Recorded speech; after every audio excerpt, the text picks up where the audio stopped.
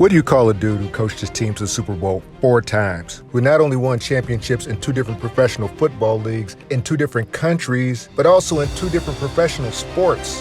What do you call someone who started on defense as a rookie, then moved to offense the very next year and was a star? Who set a franchise record that has stood for more than 70 years on offense and then turned around and did something that seems nearly impossible today on defense? What do you call someone who is not only his league's youngest ever head coach, but also coached one of the greatest defenses in NFL history and is in 2 Halls of Fame?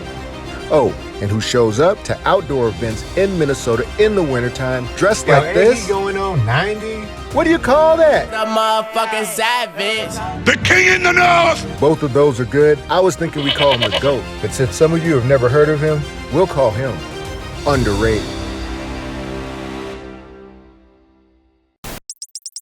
It was A.J. Brown who got me hip to the fact that Bud Grant is underrated.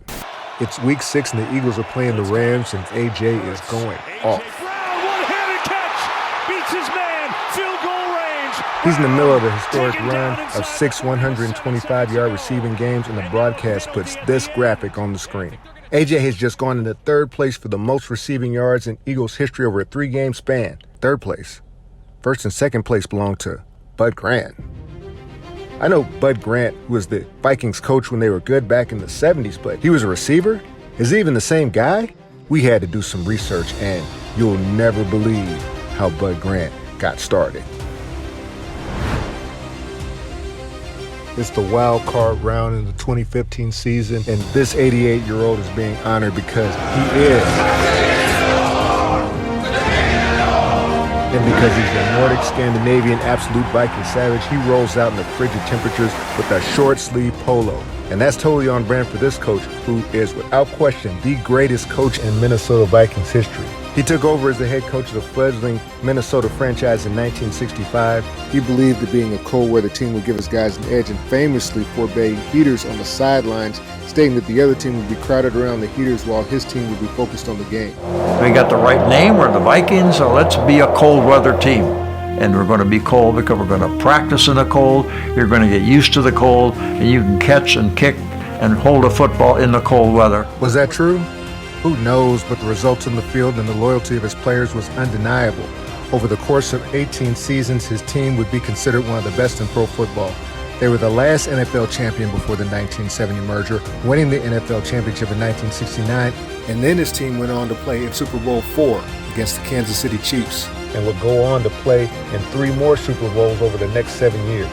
Grant's quarterback, Fran Tarkington, was considered by many to be the best of his day. Under Grant, he was an All-Pro, MVP, and Offensive Player of the Year in 1975. He retired as the all-time leader in completions, passing yards, and touchdown passes. Grant's defense ranked in the top 5 8 times and was number 1 4 times over the course of his run with the Vikings. Their dominant defensive line, led by Carl Eller and Alan Page, Jim Marshall and Gary Larson, and the secondary led by all-time interception leader Paul Krause, had a name. One-eyed, one-horn, flying purple people eater. At the time of his retirement, the winningest pro football coaches ever list went like this: George Halas, Don Shula, Tom Landry, Curly Lambeau, Chuck Noll, Chuck Knox, Paul Brown, Bud Grant.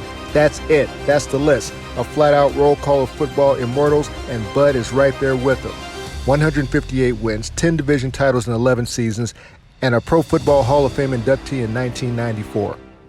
But before that, in 1966, Bud Grant ended his CFL career as the winningest coach in Canadian Football League history. He won 102 games, had a winning percentage of .644, both of which were the high mark at the time of his retirement in the CFL. As of the date of this video, he still ranks top 10 in CFL wins all time and is 3rd in win percentage. When he took over as the Winnipeg Blue Bomber coach in 1957, at the age of 29, the team had won 10 games in a season only 3 times. Over the following 10 seasons with Grant as coach, the Bombers won 10 games 7 times in those 10 years. For the record, that's 3 of the first 23 before Grant, 7 of the next 10 with him. In addition, the Blue Bombers played in 6 Grey Cups and won 4 of them. In 1961, he was recruited by the expansion Minnesota Vikings of the National Football League to be their head coach. He turned it down.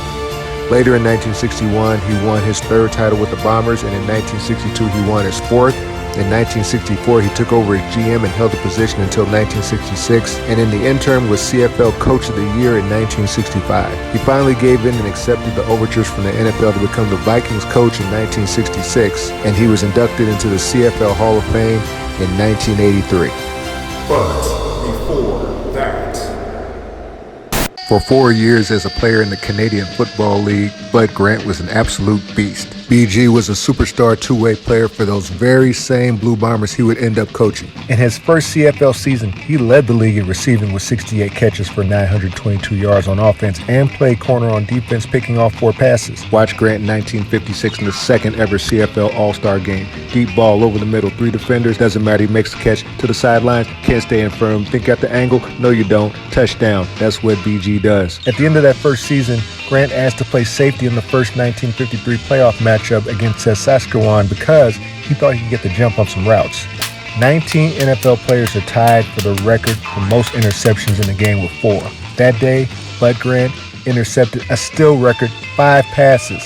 No professional football player ever has intercepted more. Keep in mind, he is playing out of position. He is not normally a free safety, but he is still going up, high pointing the ball. You got Moss, 3rd interception. This is 4th one, deep over the middle, snagging it, running it back. You think you got the angle on him? You do not have the angle. He's too fast, taking it all the way to the sidelines. That's 4. 5th one, he knows where it's going. He's taking it away. 5 interceptions. That's a record for any professional football league. Overall, Grant was an all-Western Conference receiver 3 times in 4 years, leading the league in receiving in 1953, 54, and 56, and helped lead his team to the Grey Cup final in 1956. Still at the top of his game, he was approached by management who, needing a coach, saw Grant's football acumen as an asset and offered him the job, which he accepted, becoming the CFL's youngest coach ever at age 29. Bud Grant was a Pro Bowl wide receiver in the National Football League for the Philadelphia Eagles in 1952. He was second in the NFL with 997 receiving yards on 56 catches, 3rd in the league, and 7 touchdowns, which ranked 5th. He reached those numbers in 12 games, which would be the equivalent of about 1,300 yards receiving and 10 tutties in today's NFL. At the time when the passing game was just starting to evolve, Grant was unstoppable at times and set a franchise record with 445 yards receiving over a 3-game span at the end of 1952, a record that A.J. Brown was not able to break. He was so good that he supplanted Hall of Famer Pete Pihos, who led the Eagles in receiving the previous 5 years. Grant became wide receiver 1 all of 1952, and when he left the following year, Pihos returned to being an All-Pro and led the NFL in receiving 3 years in a row with 4 first-team All-Pros. You're just going to move a Hall of Famer aside? That's crazy. Here's how Bud Grant was described by his quarterback Adrian Burke and his coach Jim Trimble. This is Burke. Grant is deceptive. He seems to glide until he gets the pass, and then he's a terror. From playing basketball, Bud has great hands and his height. He has deceptive stride. He always seems to be open. There's no telling how good this young man can be, Trimble said. He's on his way to being the best receiver in the league. That's not Julio Jones. That's not Larry Fitzgerald. That's not even Marvin Harrison Jr. That's Bud Grant. You got mauled. He had the film to prove it. Here's where it gets crazy, though. Grant played 1952 without a contract for the 1953 season. The NFL had just tweaked its reserve clause so that players who did not want to stay with the team that drafted them could go to another team after their current team exercised a 1-year option. But Bud was insulted that the Eagles offered him only $7,000. And instead of signing a multi-year deal, he played out 1952 in the belief that he could ball out and get a better deal. And he did ball out, but the Eagles only offered him $1,000 more. And that was chump change for a top receiver even then. However, under the new rule, signing with another NFL team could only be done at 90% of the Eagles' salary. Collusion, yeah. Antitrust violation, absolutely. But that's the early 1950s, and that stuff hadn't been in court yet, and Bud ain't taking no pay cut. But here comes the Canadian Football League. Offered him 10 racks plus low cost of living, perps, low taxes, and he was out. He played the next 4 years in Winnipeg with the Blue Bombers and was a CFL sensation.